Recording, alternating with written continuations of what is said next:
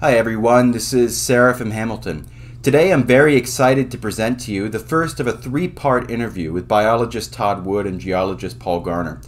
Wood and Garner are committed to the historicity of Genesis 1 to 11, yet they are also committed to scientific rigor and intellectual honesty. For that reason, they are different in many ways from creationists on a more popular level with whom you might be familiar. Wood and Garner have made tremendous progress in understanding the world from a biblically faithful and scientifically rigorous point of view. But they acknowledge frankly where their models have gaps, holes, and where they are open to serious criticism.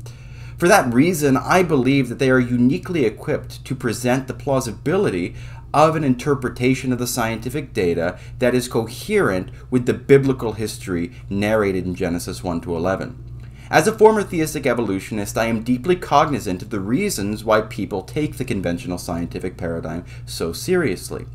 And I cringe at many of the bad arguments which have been made from a creationist point of view. I am not accusing you of being a heretic or throwing you out of the kingdom of God or the Orthodox Church if you disagree with me on this issue. But I believe that there are many perspectives which are not widely known, but which need to be grappled with if the best of creationist thought is going to be taken seriously. Especially if you come from a position of disagreement, please consider submitting your questions to Dr. Wood and Paul Garner in the comments.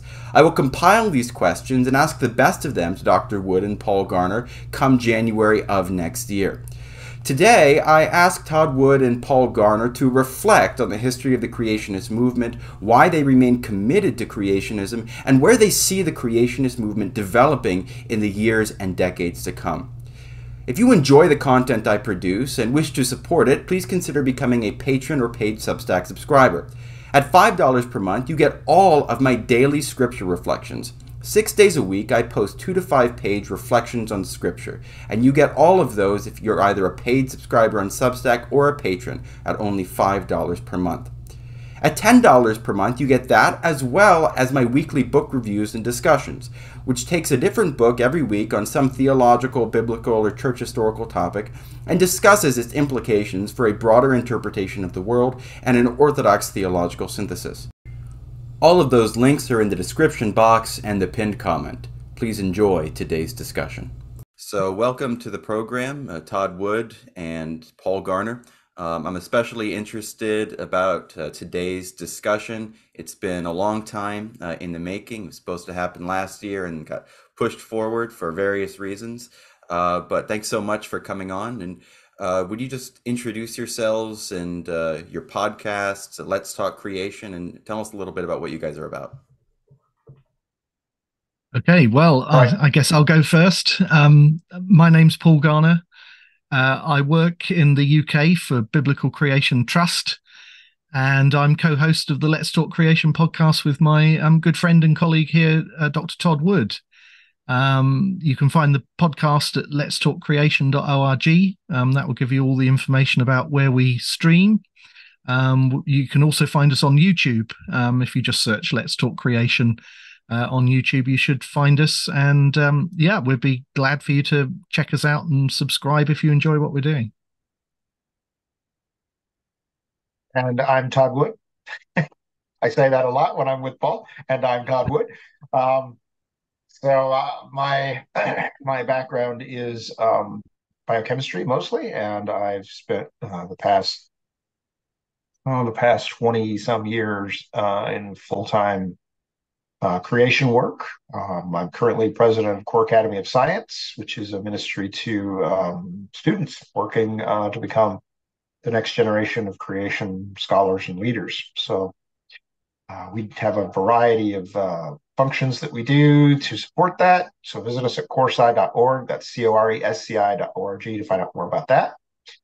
And yeah, my main interest right now in research is human origins. I'm sort of quite interested in the sort of interface between paleoanthropology and archaeology and how that's going to fit into a young age creationist perspective. So that's me. So I just want to put some questions out to both of you. You guys can answer them together in whatever order you want. So we have a lot of Christians today who have conservative theology, but in my experience, kind of default towards theistic evolution. And when they encounter young age creationists, They'll dismiss it as a pseudo-intellectual endeavor, and sometimes they'll even say that it brings scorn on the gospel. So, what would you guys say to them to try to persuade them, even if they're not going to become convinced right this instant, to at least take it seriously as an intellectual endeavor? Hmm. Yeah. Well, yeah, you go ahead, Todd. Okay. Yeah. Thanks. Yeah. Am I a pseudo intellectual? I that term gets thrown around a lot, and I've never quite understood what it's supposed to mean. There's actually a whole book on how to identify pseudoscientists, and I still don't know how to identify pseudoscientists. Um, so, yeah. So on the one hand, I'm going to say that I sympathize with those who look across the vast swath of young age creationist stuff going on in the world and think this is a lot of hogwash, right? If what you know of young age creationism are some cranks that you ran into on social media, then yeah, that's not great. What's going on social media is usually generally awful, and yeah, I agree 100%. Some of you might be thinking that it's bad because of perhaps an overly aggressive style, an overly aggressive personal style. And you know what?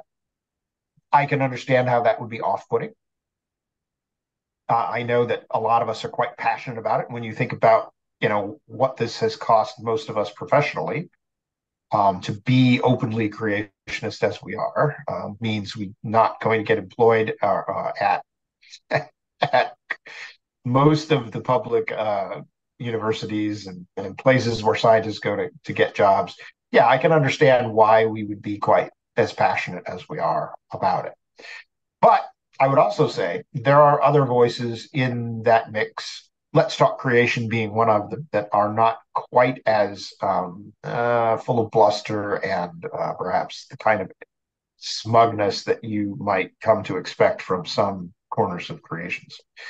So that's something that's, I think, worth investigating. But I think the most important thing for me, the most important answer that I have to this question is this is the historic position of the church. If you go back to the fathers and Eastern fathers, Western fathers, any fathers you want to look at, it is not always obvious that this is their position. But when they do comment on things like the historicity of the flood, the logistics of Noah's Ark, and so forth. They're they're treating these accounts in the early chapters of Genesis as history. I remember, and I drag this example up every time I talk about this because to me it's still very astonishing. Origen.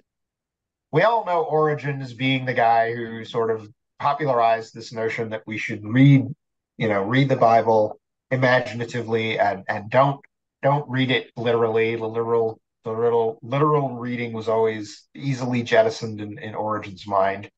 And yet even he, when it came down to the work of a guy named Apelles, who was mocking Noah's Ark and the capacity of Noah's Ark, uh, Origen came to its defense and said, no, you could easily, this is very plausible and this is something that could have happened and it could be real.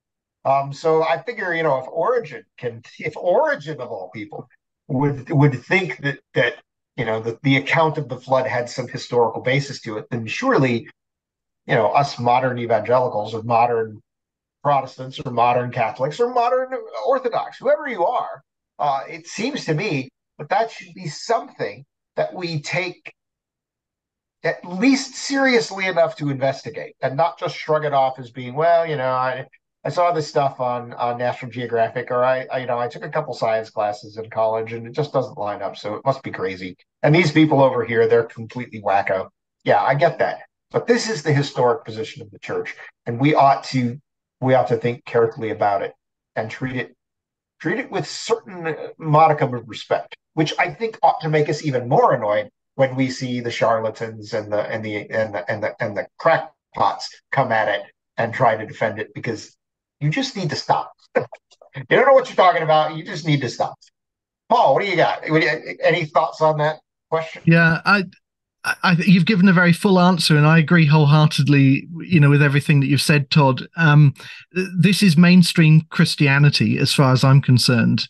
This is just Orthodox Christianity. And I think so often what happens is that the debate centers on the wrong things.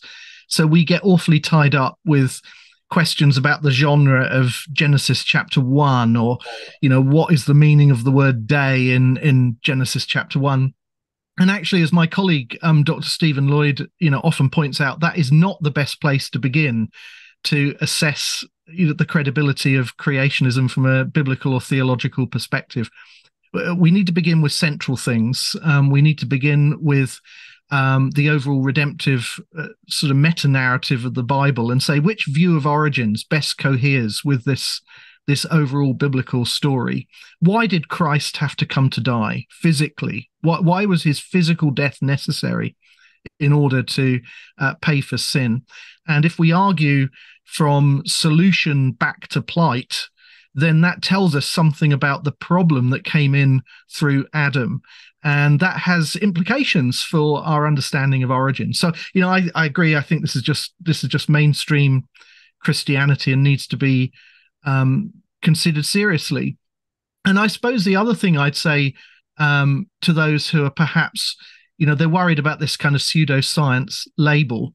If your exposure to creationism is limited to the Genesis flood, which is a book that, for all of its merits, it was written more than 60 years ago, or if you've just heard, a seminar by a popular creation speaker, and that's kind of your exposure to creationism, then you haven't really grappled with creationism.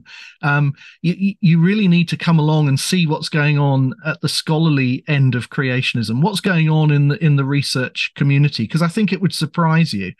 So I would just say, come and see what's going on, and come and find out about scientists like Kurt Wise or Marcus Ross or Matt McLean or a whole host of others that you probably haven't heard of. But these are the guys who are doing really interesting creationist work. And if you want to really get to grips with creationism and understand what it's all about and what motivates us, you need to be reading those guys. So that's what I'd say. Yeah, I mean, I remember several years ago, I was a theistic evolutionist when I was younger, and several years ago, I came back kind of kicking and screaming to creationism, and I honestly was shocked to find myself convinced of this. But looking at the scientific questions, I knew that there was a lot of bogus out there. And I remember I wrote Kurt Wise because someone had mentioned him, and I'd seen that he was very critical of bogus arguments from a creationist point of view. So I felt that I could trust him to point me in the right direction. And he gave me a list of resources, which was extraordinarily helpful. And it was actually through that list that I ended up encountering the work that's connected with you guys and stuff like that. So from my point of view, I think it's a really intellectually vibrant and exciting community when you find those people, I think, like yourselves, who are interested not just in clobbering the other side, but actually constructively doing the scientific work. So on that note, tell us a little bit about how you guys got involved in the world of creationist science specifically. Well, I can tell you a bit about my story. I was always interested in dinosaurs and rocks and fossils, even as a young boy. So the interest in geology was kind of already there. I became a Christian when I was aged 10. And I think quite quickly, I don't remember whether I came across it myself or whether someone gave me some creationist literature, but I was reading things like Sylvia Baker's Bone of Contention. And I remember there was a book by a pastor here in the UK called Roger Price, who wrote a book called In the Beginning. And I think a bit later on, somebody probably gave me a copy of The Genesis Flood by Whitcomb and Morris. And reading all of those things was obviously, very influential on me. And by the time I left school, I knew I wanted to go on to study geology and biology, because I knew those were the two disciplines that I really needed to understand if I was going to be useful in creationism. And yeah, believe it or not, by the time I was 17, I was thinking that way. I was thinking this could be my life's work.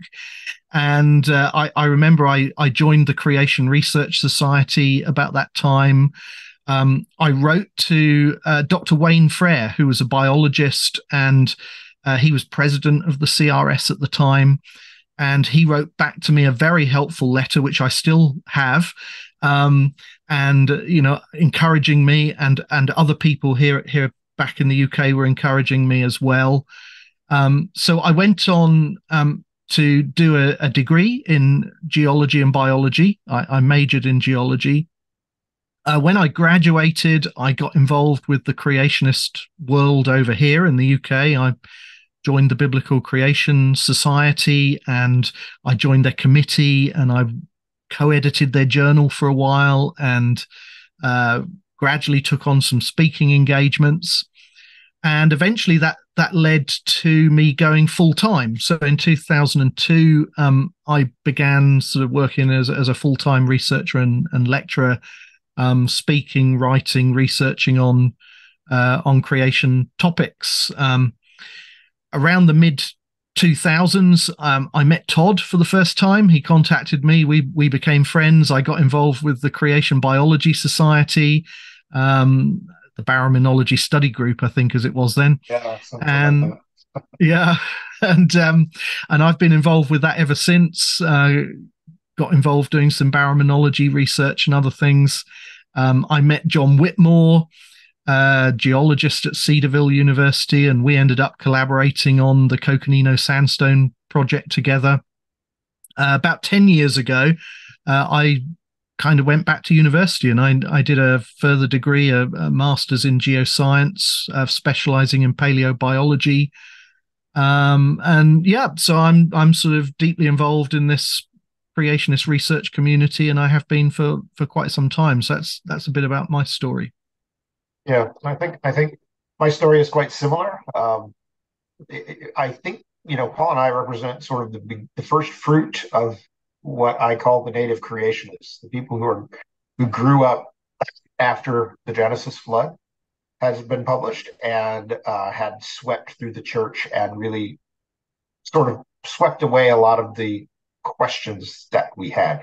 Prior generations had to wrestle with day age creation and gap theory creation and all the various forms of old earth creation. And we grew up rather convinced that no, the right answer is the young age creation perspective. So we didn't have those kinds of issues to wrestle with, and we were left to focus our intellectual energy on building up this better understanding of creation from the young age perspective. So I grew up in a house where we had a copy of the Genesis flood by Wickham Morris. We had other creationist I had other creationist books as well. I was well versed in the world of creationism and creationist argument. I went to Liberty University, the famous evangelical school, Baptist school in Lynchburg, and I had to take a class in creationism while I was there. And I was so utterly soaked in this world of creationism. I didn't even study. I just went and listened to the lectures and nodded and thinking, yeah, I know this already. And, I got an A in the class anyway, because that's how much I knew about this stuff. Now, grad school was quite eye-opening. Grad school was, I don't want to say that it was unsettling or frightening or disturbing to me, but it was certainly sobering in the sense of realizing and this has been building as I went through my undergrad as well. The idea that there's a lot of what I had learned in creationism might not be the best arguments, and that the evolution argument was a lot more sophisticated than I think I had ever given it credit for. And so I realized through that process that, yeah, this is serious work that we're undertaking here. This is going to take a lot of effort. It's probably going to take multiple generations to get through this, to work out what the truth is, apart from what the evolutionary biologists and the conventional geologists want to tell us is the truth. So, yeah, that's my story. And I spent 13 years at Bryan College in their Center for Origins Research. and then they spun that off as a separate organization in 2013. So this is our 10th year now as Core Academy of Science, a separate ministry, and we're dependent on donations, mostly to survive. So we appreciate that support, and of course, now we're doing a lot more public efforts like this interview and like Let's Talk Creation with Paul Garner and yeah, I'm just really enjoying the process of not only discovery and work in the research area, but also be able to share it and put it into words and forms that the rest of the church can benefit from. I believe, love God and love your neighbor. Love God by studying the works that he has made, and love your neighbor by helping them to understand what that means, and what significance it has for individuals in the church. So yeah, that's how I sort of do things in my world. Yeah, so on that point, I have a couple of, I think, related questions, which is, number one, what keeps you guys interested? And then number two, what changes have you guys seen in the creationist world since you got into it? And I think maybe those two questions are joined at the hip. Yeah, Yeah. the changes have been dramatic and significant. Um, Both cultural changes in terms of the rise of American style creationism and the prominence that it enjoys, but also the development of the research community that I work with, constantly exploring new things. What keeps us interested is the next thing on the horizon. And this is just me. I don't know if it's my weird brain works this way, but for me, I've finished one project and now I'm obsessed with the next one. So at the International Conference on Creationism this past summer, we presented the results of a project that I've been working on for 3 years. It was gigantic. It was probably the most significant project that I've ever been involved with in creation research. And of course, at the conference, I'm already thinking, well, the next thing that we need to do is this. So Yeah. yeah, there's an endless beauty and wonder in God's creation. And it would take me hundreds of lifetimes. And I look forward to eternity to be able to explore the things that he's made. Yeah. Yeah, that's it's the same for me, really. I think the thing that keeps me going is the excitement of discovering new things, exploring more about God's world. Um, yeah, you definitely get bitten by the research bug. Uh, and I always say one of my highlights each year is going to the Origins conference in the summer. The Origins Conference is the joint annual meeting of the Creation Geology, Biology, and Theology Societies. And it's just a great place to meet with like-minded people, to hear about all of the latest research, what's going on, to build relationships with other scholars and develop collaborations and all of those kinds of things. And of course, also the International Conference on Creationism that Todd has mentioned, that happens every 4 or 5 years, and that's another place where big gathering of creationist scholars. So for me, it's that joy of discovery. One other thing I'd say also that's kind of fires me up is seeing new people getting involved. Yeah. It's always exciting to see other people getting excited about the things that I'm excited about, particularly young people, students. It's nice to go to these conferences now and see that it's not all grey heads, but there are there are young students coming up through Christian colleges and through other routes, and getting excited about these things, getting involved.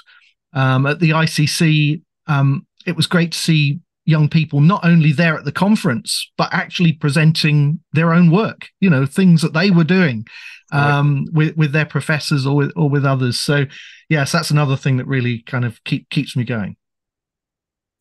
Yeah, yeah. So one of the things, and you mentioned this a little bit, you mentioned the Creation Theology Society. So, as a theologian with an interest in the sciences, one of the things that really excites me about creationism today is there's an increasing appreciation, I think, of the role that theologians have to play in collaborating in kind of framing and answering these questions. So could you just tell us a little bit about how uh, creationism has shaped your theology and vice versa, and if there are any major theologians that you have found particularly helpful or influential, whether they're creationist or not? Todd, you start. Oh, thank you. um, yeah, my own theology. I would say um, the biggest change for me was not necessarily from creationism itself, but came through my work with Daryl Falk, who is an evolutionary creationist. He thinks that God used evolution to create the world. He and I don't agree on that. We rather strongly disagree on that. Um, but we met together for a number of years, trying to sort out what is the source of this difference and how might we think about moving forward and how might we work on the practice of being Christians together despite those differences.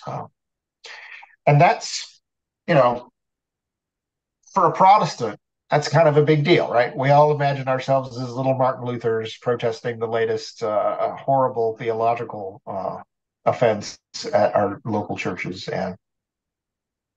and for us to sort of set aside differences and sort of try to be together as Christians with people we strongly disagree with is it's hard. Um, but I think looking at how that relationship has affected me, I think I'm a much better creationist now than I was before I started interacting with it. Iron has sharpened iron. And it's one thing to think about your model of creation in contrast to, say, an atheist worldview. But when an evolutionary worldview also contains an active God who's trying to create through that process, that really changes the arguments considerably. So you really have to start drawing on theology and biblical studies. All of that comes into play here in a way that just you might by yourself never even consider that the Bible might be read a different way or that theology might be imagined a different way. And constantly having to interact with it, yeah, that's really sharpened me quite a bit. Sorry, it hasn't been Mm. creationism. But what's interesting about that is that I think it's deepened my understanding of what creation is and what it means and what significance it has for Christians. So yeah, even as I think about my own theology and my own position, I have to remember,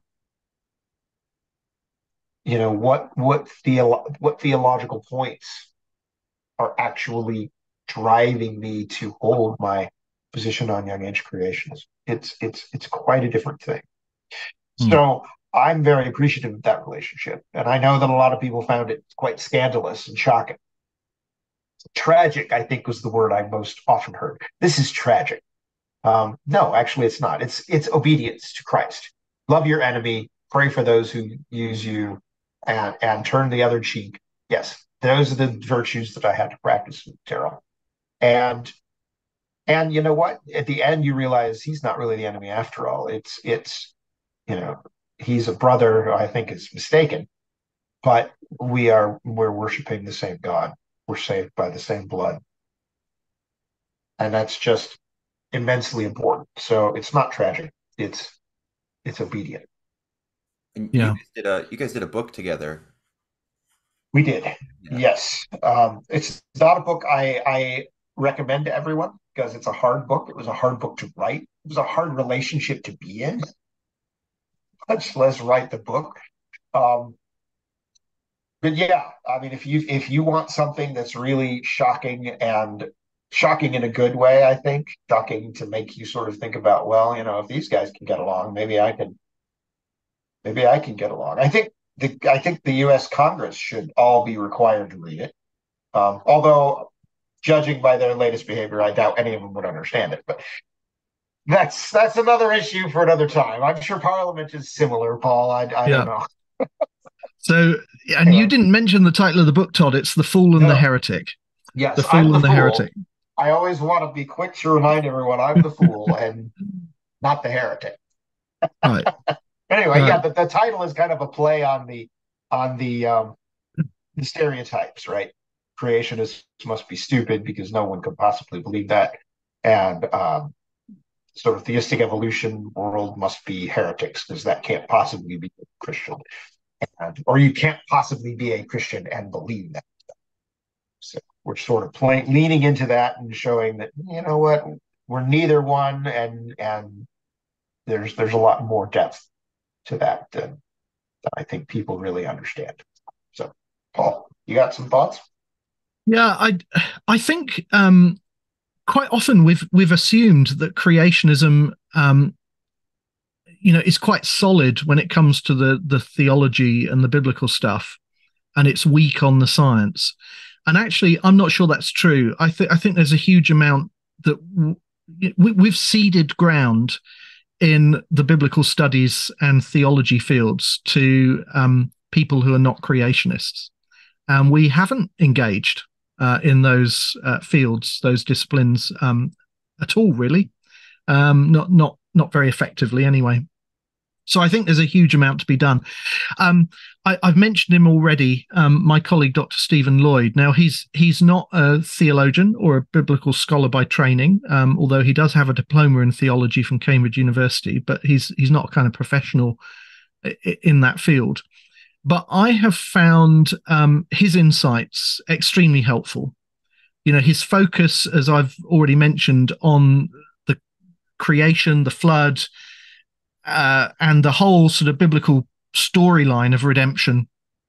I found that incredibly helpful. It's really helped to shape how I think about this whole topic theologically. He says very often, the central question of the creation evolution debate is, why did Jesus have to die? That inevitably makes you think differently about it, if you begin there.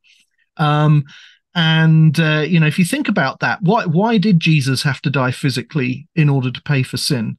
It tells you that physical death, human physical death, has something to do with sin.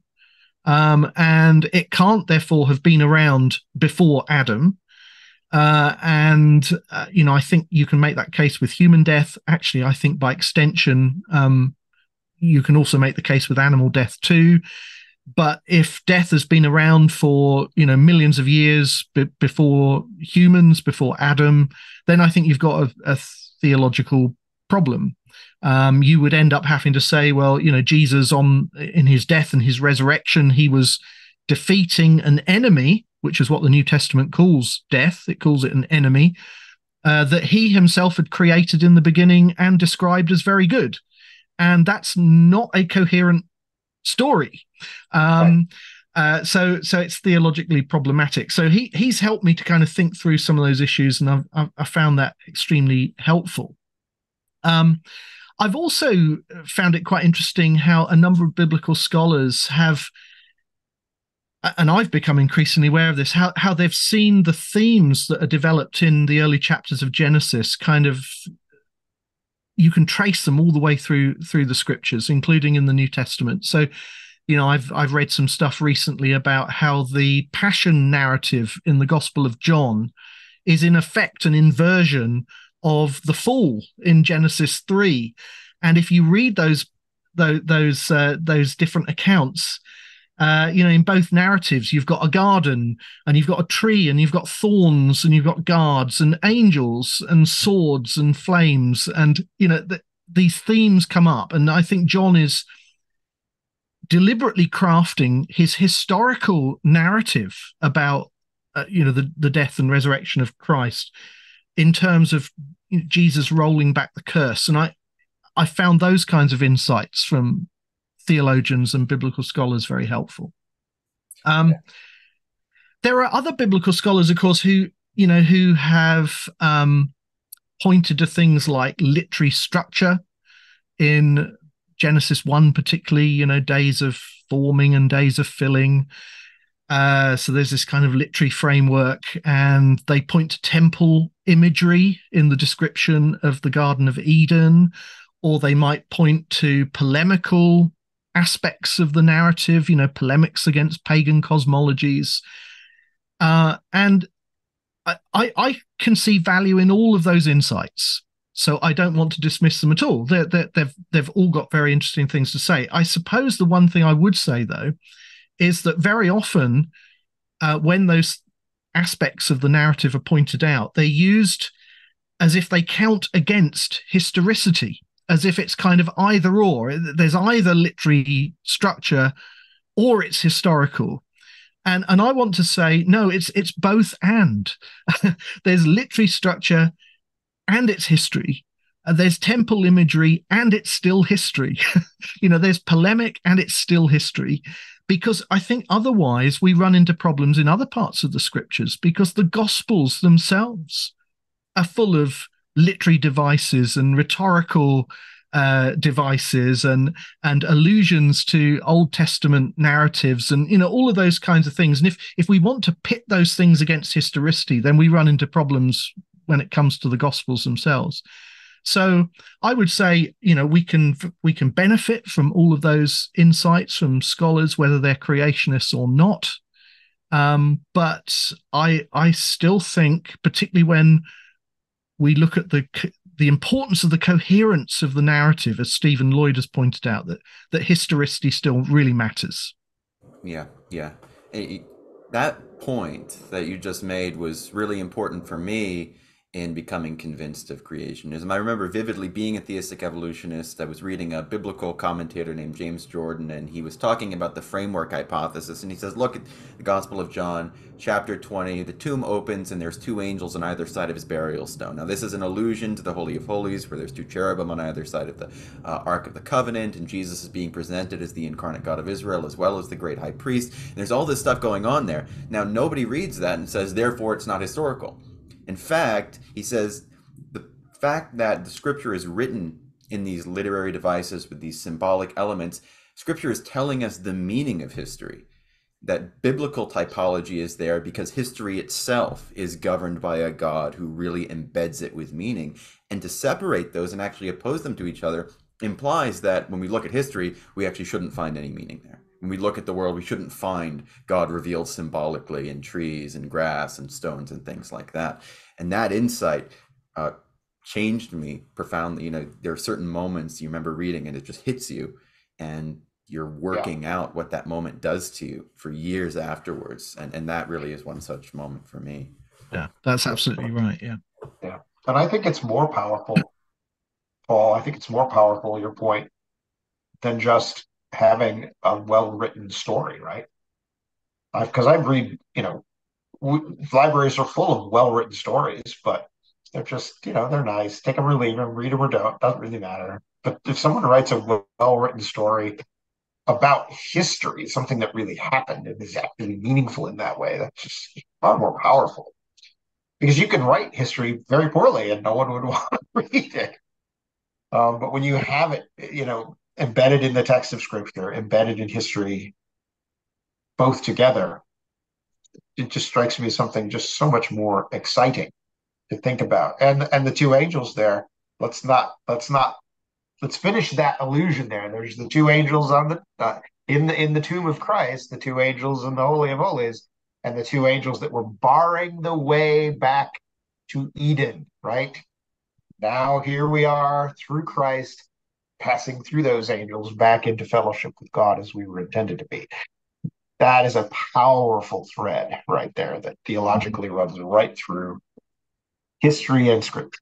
And John picks it up. I'm really excited that he did. So, would you guys just give me your thoughts on the future of creationism as a movement, and if there are any changes you would like to see realized institutionally or culturally in creationist writing and thought? Paul, why don't you start? Because I Okay. started last time. Okay. Well, there are lots of encouraging things going on. I think it's a really exciting time to be a creationist. We've already talked. I think you, Seraphim, talked about this sort of general movement that there's been away from simply critiquing evolution towards developing explanatory models of our own, developing our own scientific ideas rather than just poking holes in other people's ideas. And I think that's been really encouraging to see. And I hope that we will see a lot more of that in the future. I hope that's where we'll invest our time and our effort and our resources, because we've seen the creationist model being advanced. We've seen new discoveries being made. We've seen problems being solved. So there are some real success stories that should encourage us along the way. I mentioned earlier, how encouraging it's been to see young people getting involved, and I think that is something that we need to think about. How do we train? How do we mentor young people to be involved in creationism? And if we want them to go and get trained in relevant disciplines so that they can contribute, where are the jobs at the end of that? There are all kinds of things that we need to think about. So there are lots of challenges as well. We always, we have this growing research community, but we need more researchers. There are still gaps where we don't have people with expertise, where we could really do with people working in those disciplines. At the ICC, Dr. Matt McLean gave a talk where he reviewed what programs were available in Christian colleges in the US, and there are some gaps. There are programs that where we're not training young people. We have geology programs now at Cedarville University, at the Masters University, but what about astronomy? We need people in astronomy and cosmology and other disciplines too. So that's one challenge. Another thing, and I think Todd's already alluded to this, communicating the results of all of this research. Let's Talk Creation, our podcast, is one way that we've tried to try to help to do that. But I've been very concerned that there is a disconnect very often between what's going on in the scholarly research community and what gets communicated to the public, to the person in the pew, or even sometimes to those who are just working in creation organizations. And I'd love to see that, more interaction between the popularizers and the scientists and the scholars. I'd like to see more ways that we can sort of do public outreach and communicate the results of this research to people. The Is Genesis History movie was another, great step forward. It generated a lot of interest, and they've been able to sort of follow that up with more resources and publishing initiatives and the New Creation blog and all of their social media, and they're doing a great job there. And I think there's a lot more that could be done.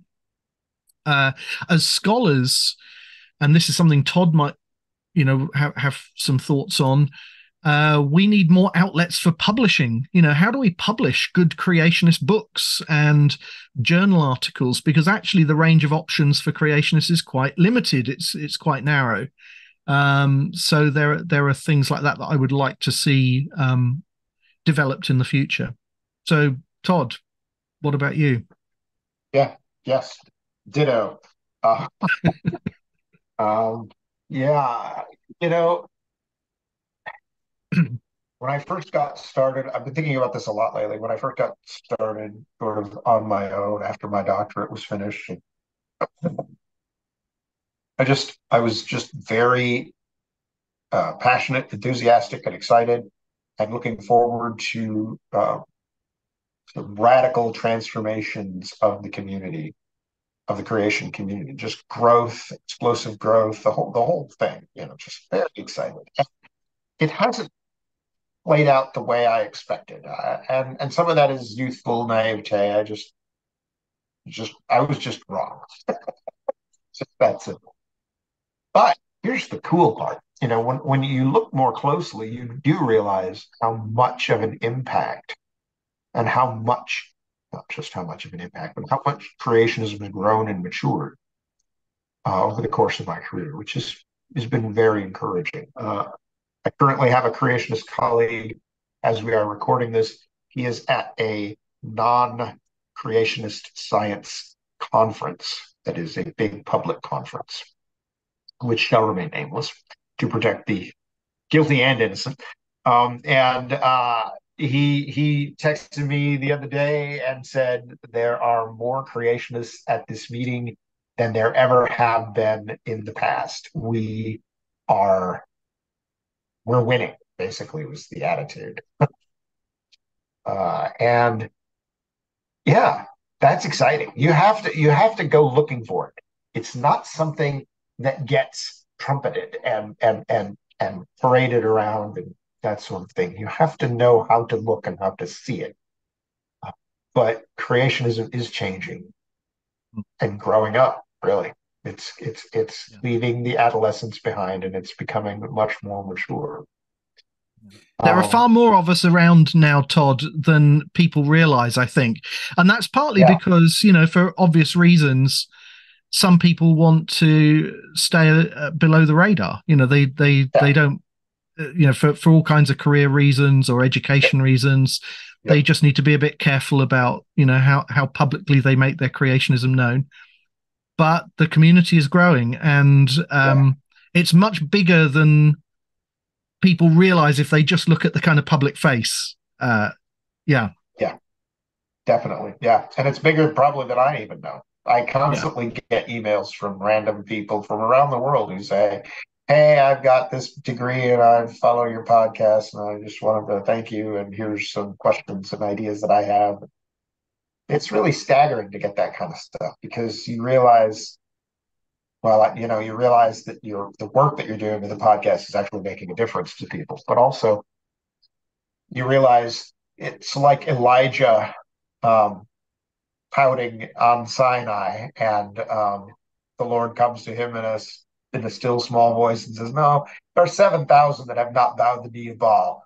And every now and then I get a glimpse of those 7,000 out there that have not bowed the knee to Baal, and it's pretty exciting when that happens. I try not to have a total meltdown and run away to Mount Sinai and hide.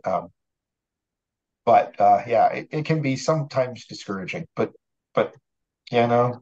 the Lord is at work, and I'm grateful to be even a tiny sliver part of that work that He's doing. Yeah, and I just want to say, from my own perspective, having been really interested in this question for really since my early teenage years, from both the theistic evolutionary and the creationist point of view, that in my experience, there's actually a lot of Christians out there who are old earth or theistic evolutionists by default, but on a certain level would very much like to be in the creationist camp and being able to, say, there is real work going on. It's not all just cranks, and being able to point to things like your podcast. Sometimes that alone, just knowing that there are serious people who are honest about these questions and work through it, sometimes that alone is enough to get them to, come over, for lack of a better phrase, and say, okay, you know what, I think this is history and we can be serious people and affirm that. So that's been really exciting. I became a creationist in 2014, and even since then, I have seen from the outside a lot of exciting stuff going on. So I think I agree. It's a great time to be a creationist.